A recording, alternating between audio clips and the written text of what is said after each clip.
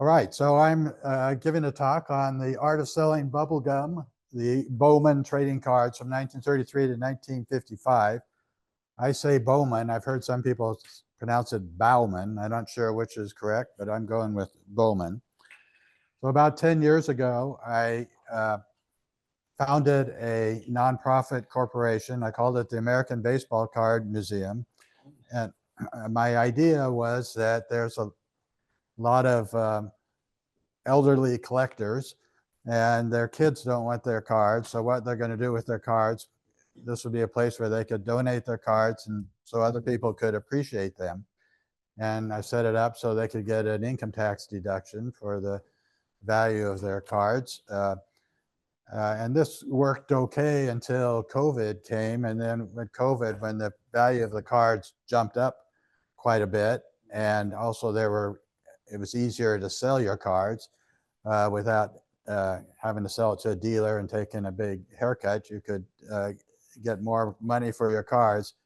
Kind of the donations pretty much dried up, but I still have the corporation. And last year I was able to do an exhibit at the art museum, the Fresno Art Museum, on this topic, and that's what inspired this this discussion. It took me about 5 years to collect all the cards to put into the exhibit. Unfortunately, it was pre-COVID, so that I wasn't paying the high prices.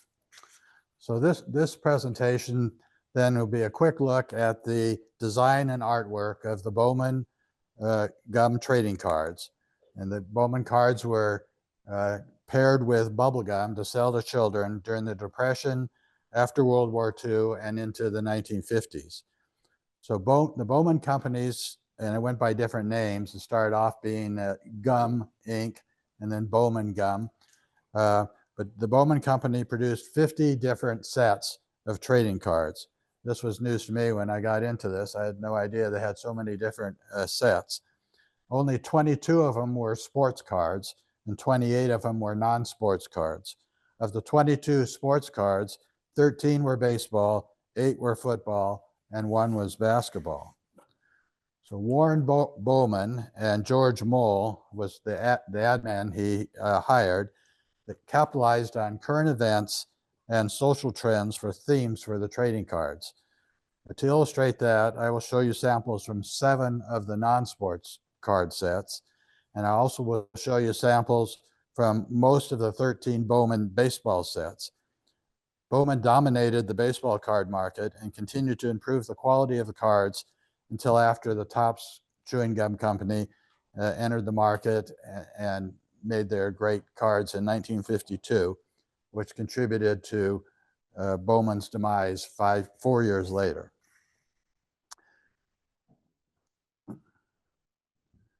So trading cards have a long history. This is 1869,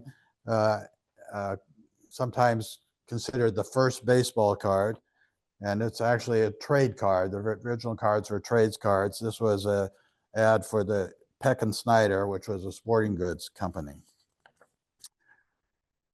And next in the history were the cigarette cards. Here are samples from the 1888 set. And the cardboard cards were put in the cigarette packs to strengthen the packages, so they reduce the risk of them getting crushed. Remember, before they had cardboard packs, they had those flimsy packs. So you also saw trading cards in to sell as premiums and selling candy, taffy, caramels, cereal, hot dogs, dog food. So there were different ways of selling. And they weren't just in North America. Here's some British cards, little different themes than in the North America. And this, of course, is the most famous set, the T206s from 1909 to 1911, put out by the American Tobacco Company, and to advertise or to go with their cigarette packs. So this fellow, Walter Deemer, is the guy that invented modern bubble gum. So in 1928, late 1928. So there were other attempts earlier to create bubble gum, but they weren't commercially practical. Either the bubbles were too small, or it tasted awful, or there was some reason why they couldn't sell it. Yeah. So, and this Walter Deemer wasn't a chemist or anything. He was actually an accountant, but he worked for the Fleer Company, which was a candy company, and he was tinkering around with the formulas and came up with modern bubble gum. And this guy, this was like his life story. You even see pictures when he was 80 years old riding his three-wheeled bicycle, passing out bubble gum to people. So he really got a lot of mileage out of that. Happens. Base version here. Yeah. Yeah. And here are the Gaudi 1933 cards. If you go on the internet, they say, well, this was maybe been the first card where they with bubble gum with it. But I'm not so sure that's correct. But that's I need to do further research on that, because they didn't call it. They called it Big League Chewing Gum. They didn't call it bubble gum. And in the advertising, I haven't been able to find any mention that it was bubble gum. These companies were selling other types of gum, not just bubble gum. So this is Warren Bowman. He was a serial entrepreneur. He said that he was married, divorced, and bankrupt before age 21. And one of the occupations he had was as a gum salesman. And he saw that the gum business was pretty profitable. At this time, William Wrigley of the Wrigley gum was one of the richest guys in the U.S. So Bowman decided he'd go in that business. He started it with $25 and a $300 loan, and in Philadelphia. His bubblegum brand was Bloney, which isn't a great name for something you eat, but he claimed to have 60% of the market in the 1930s. And he sold that piece of gum, like Anthony was showing, for a penny. How much is Anthony's one? So he made a lot of money doing this. And in 1947, he said he was paying his 4 ex-wives alimony more than President Henry Truman was making in salary.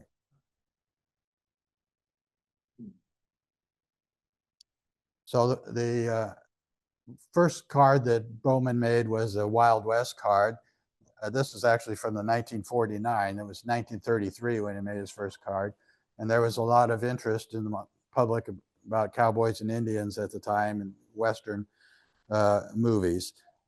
So the 1933 set, he made it for the US, Canada, and also Belgium, of all places.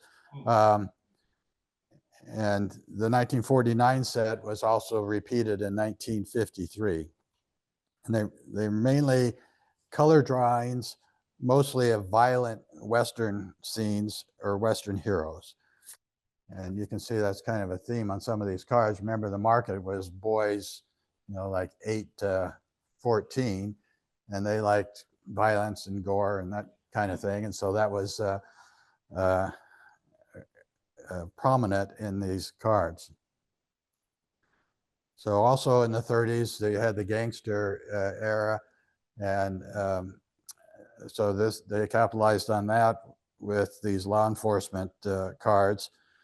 The artwork was all done by this George Mole ad agency and his 12 artists they had on staff. And versions of this card was sold in Belgium, France, and New Zealand. So this was the most popular non-sports card that Bowman did, the Horrors of War. And these were a set of gruesome, violent drawings, and it was immensely popular. They reportedly sold 100 million of these cards, which I figure is about 10 for every boy in the market age.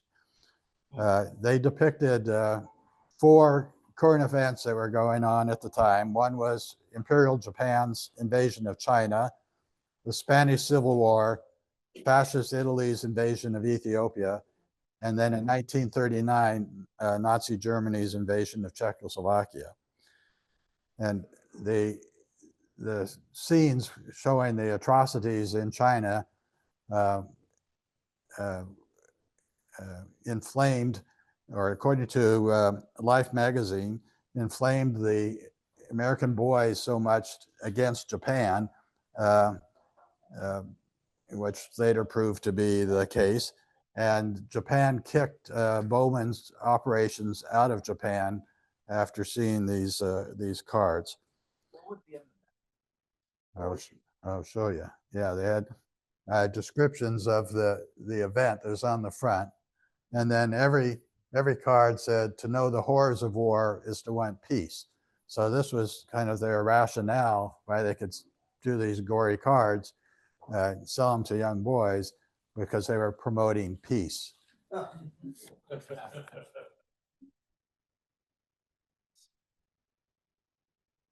Here's a Lone Ranger set that capitalized on the Lone Ranger radio show.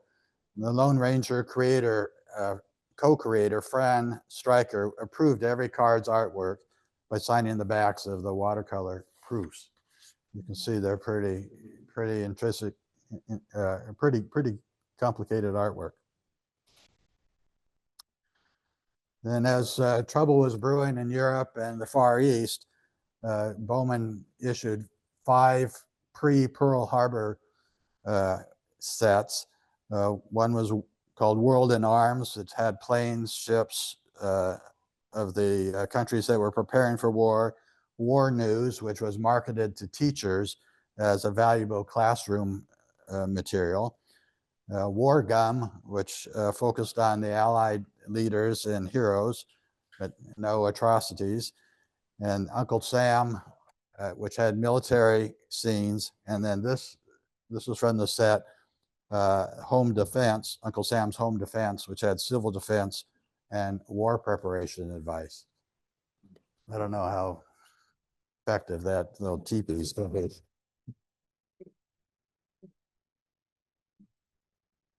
Then during World War II, there weren't any cards produced because of shortages of ingredients and supplies.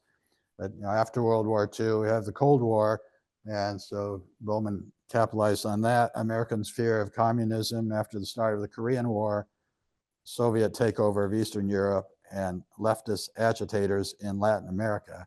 And they depicted that in this set.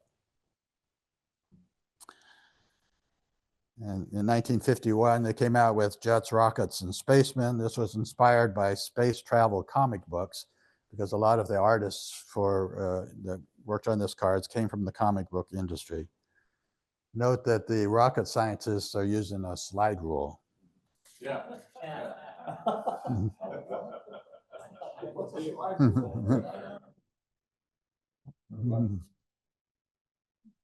So the Bowman's first baseball set came out in 1939. It was branded as Play Ball. They did it 39, 40, and 41, all Play Ball sets. The photos were the sharpest of any previous baseball set.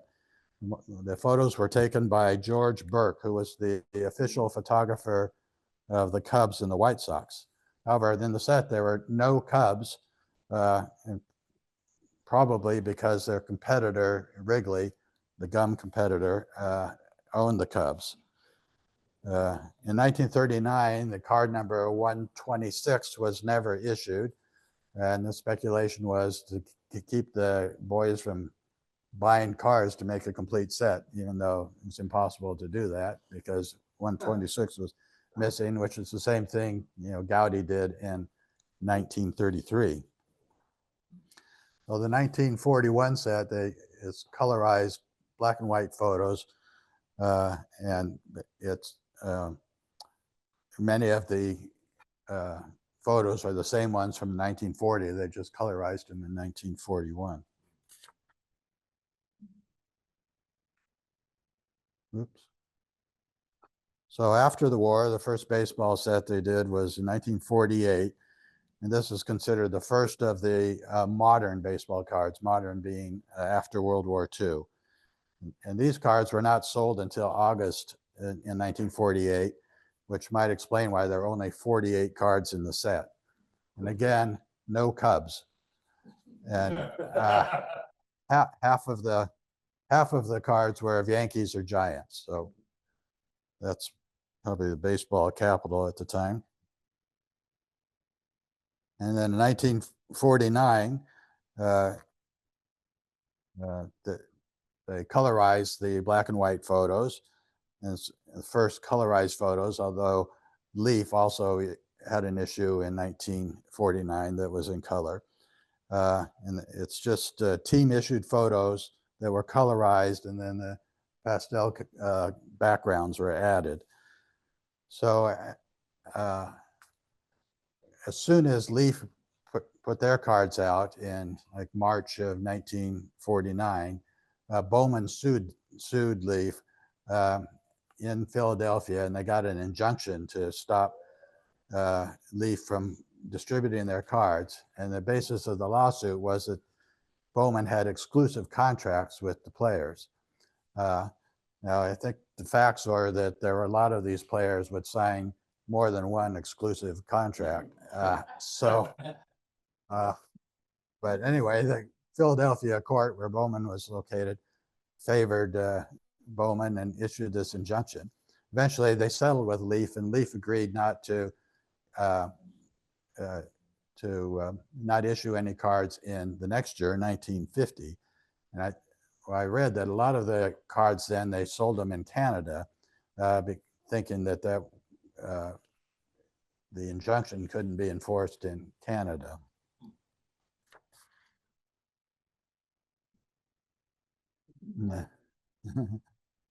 Here's a sample of one of these player contracts. It's hard to read. This is with Ed Yost, but it provides for the exclusive use of his name and likeness in the 1950 chewing gum products. The payment is $1 down. You get another $99 if you're on a major league contract on March 15th of the next year, 1950. And then Bowman has the option to do it for another year at the same terms. So this is what their basis was, to lock up these players.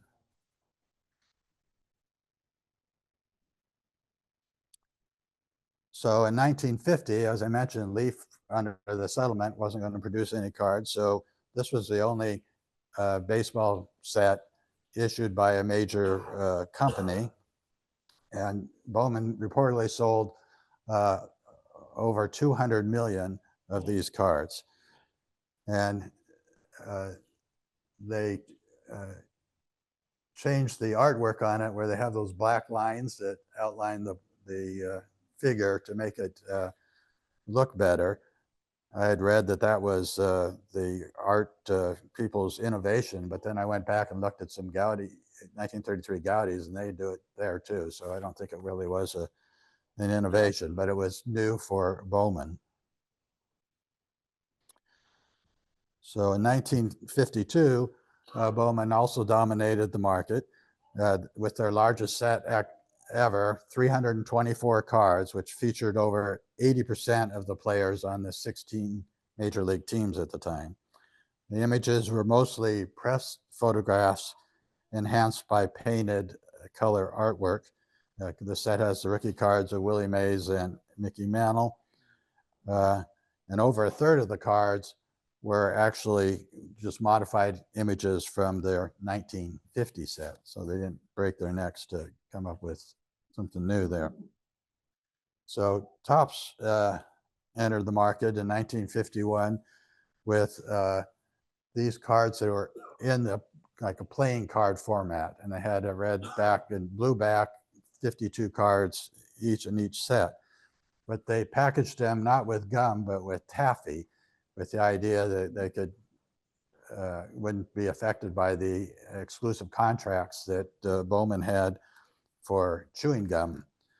But there's some problems with that. One, the taffy absorbed the varnish off of the cards, so the taffy tasted awful, and then it also ruined a lot of the cards.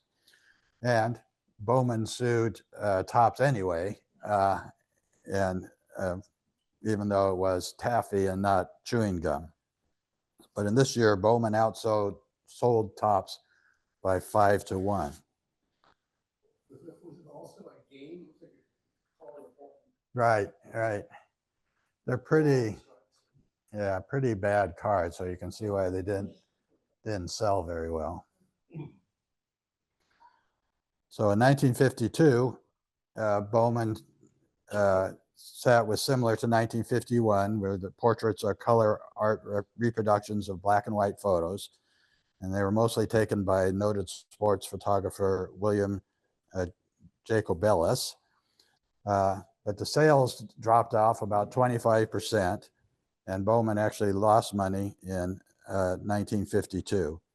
Warren Bowman sold his interest in the Bowman Company in 1951. I guess he sensed that they were at the top of the market. He got out. So Topps came out in 1952 with this iconic set, vastly improved color photos. They made the cards bigger, and this Mickey Mantle card is that one in great condition, sold for $12.6 million in 2022. And Topps actually outsold Bowman in 1952. So this is Topps 1953 set, color paintings, very nice cards. They outsold Bowman 3-1. So Bowman is not doing too well. So in 1953, Bowman comes back with color photographs, and producing color photographs on cards was very expensive at the time. In fact, it got so expensive that the last 64 cards, they just printed them in black and white. But the photos were great. They were taken in 1952 at Yankee Stadium or the Polo Grounds by photographers from the New York Times, Life magazine, and other top New York media. So sales were down 59%. These cards were not popular with the kids, and Bowman suffered another loss. Now, this Pee Wee Reese card is sometimes considered the first action baseball card. And it's not a photograph. Well, it's a painted photograph. And the photograph was actually taken in spring training. You can tell by the fence in the back. And it was a posed photograph, so it wasn't a real game. And there's speculation about who the other player is. I think it's believed to be Frenchie Bordigara.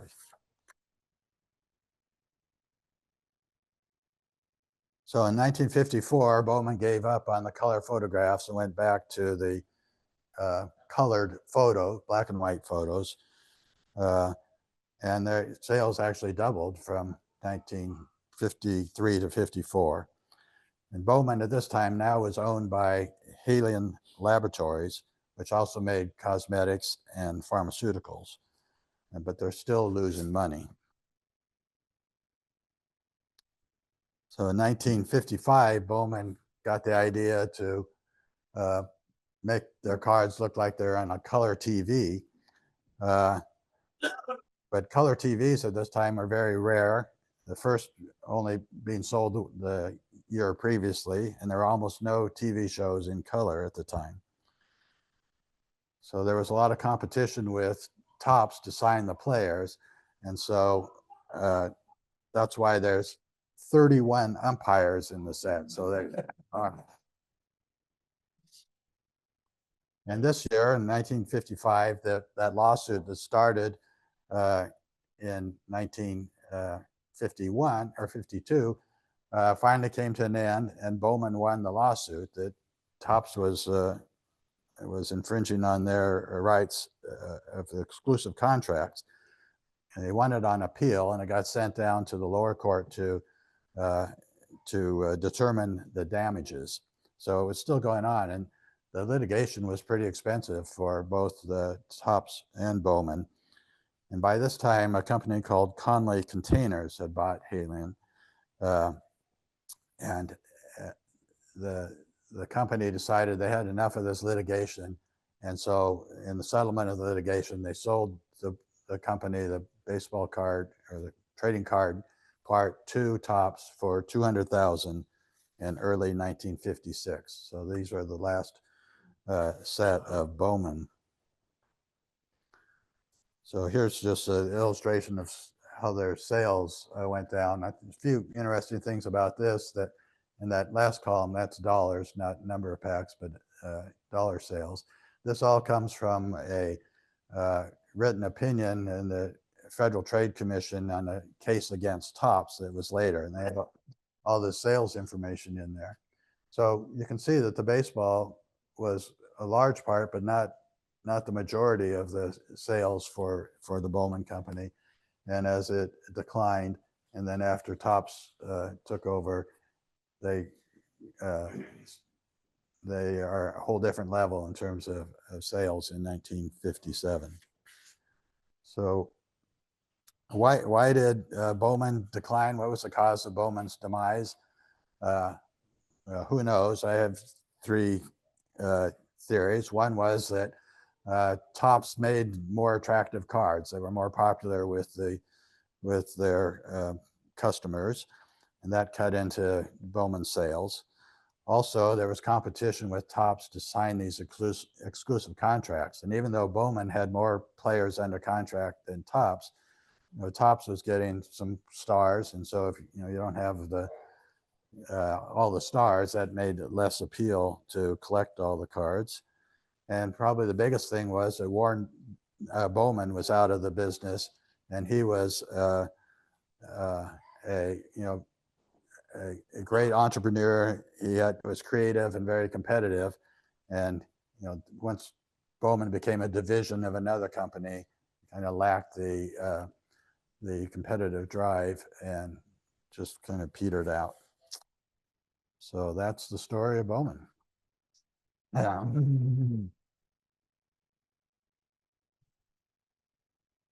Any questions? Yes, sir. In my house. I would like to put it somewhere. I've done a couple of these exhibits. The one I mentioned at the Fresno Art Museum. I did the first one at Fresno State. I used to live in Fresno, so Fresno State Library did exhibit of ball players with connections to Fresno. And I got a kind of a permanent display at the Fresno Grizzlies Stadium. And the last one, the one I did at the Fresno Art Museum, is all ready to go someplace else. So I'm looking for another location for it. Yes, sir. So Bowman, the person Warren Bowman sells out, but they keep the name. Right. So is that for name recognition, or what reason? Yeah, probably that was part of the deal. But Halion, it wasn't a high priority for Halion after they bought it. I think when I was reading that when the Conley Containers bought Halion, they weren't looking to get the card business. There's other businesses that were more important to them.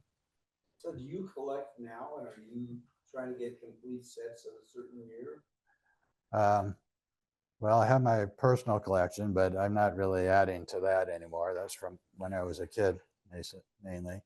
And then for the museum, like I said, most of the donations have dried up, and people were trying to give me cards from, the early 90s when there was just a flood of cards on the market.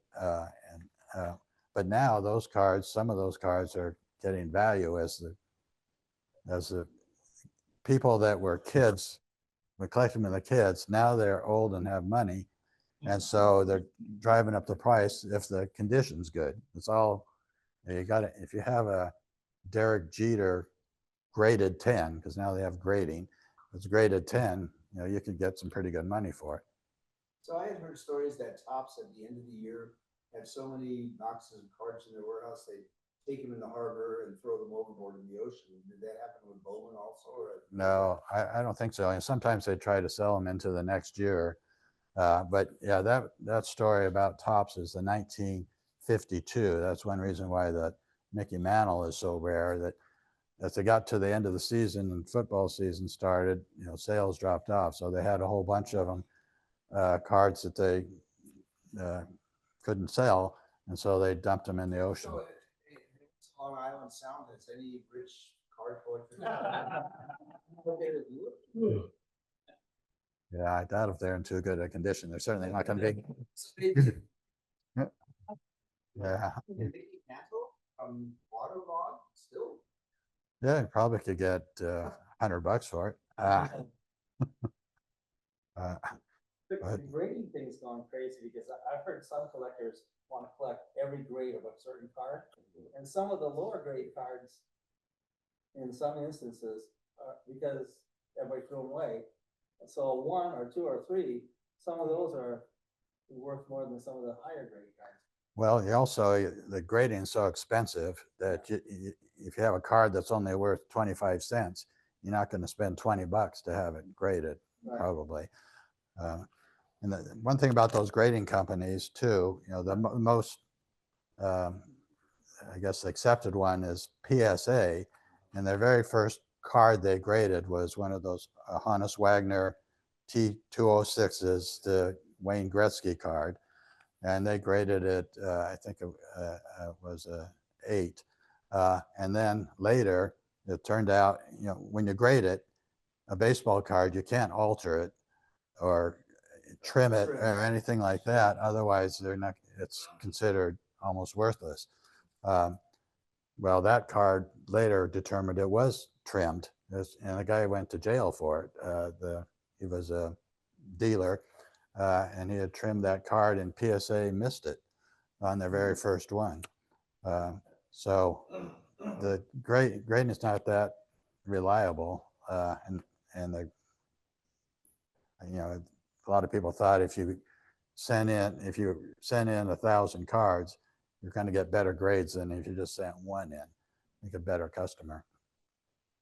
The fact that Bowman was in Philadelphia and Topps was in Brooklyn, I think, did that have an impact on Topps having access to The players. the 3 New York teams? Yeah, that was probably a factor. And of course, that they really went out to get the business starting in 1952, and that what's his name, Gelman, spent a lot of time in the dugouts. He became good friends with Willie Mays, and so there was competition to sign up the players, and Topps was starting from nothing and got pretty far along. So another interesting thing about a lot of the gum companies were located in Philadelphia, and the reason for that was the sugarcane came up from the Caribbean, and it went to the most southern port, not New York or Boston. They went to Philadelphia, and so the sugar factories were in the Philadelphia area. So a lot of candy companies ended up in Philadelphia. There's one Bowman card that stands out as the most valuable, or one that's the most sought after. It's probably that Mickey Mantle rookie card that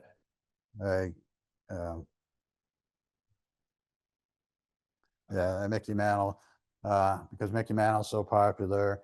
That's really the rookie card, even though because 1952, the one that's so expensive, it's not really his rookie card. It's a rookie card for Topps, but not for with Bowman. And don't recall what the prices are, but I'm sure if it's like graded a 9 or something like that, it's probably over $1 million. Yes.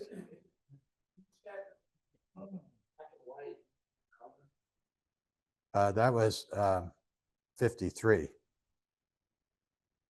I think it's because the color photos were so expensive. So they, the last 64 cards in the set were black and white, even though they were color negatives, they printed them in black and white, which I think affects the quality a little bit too. All right.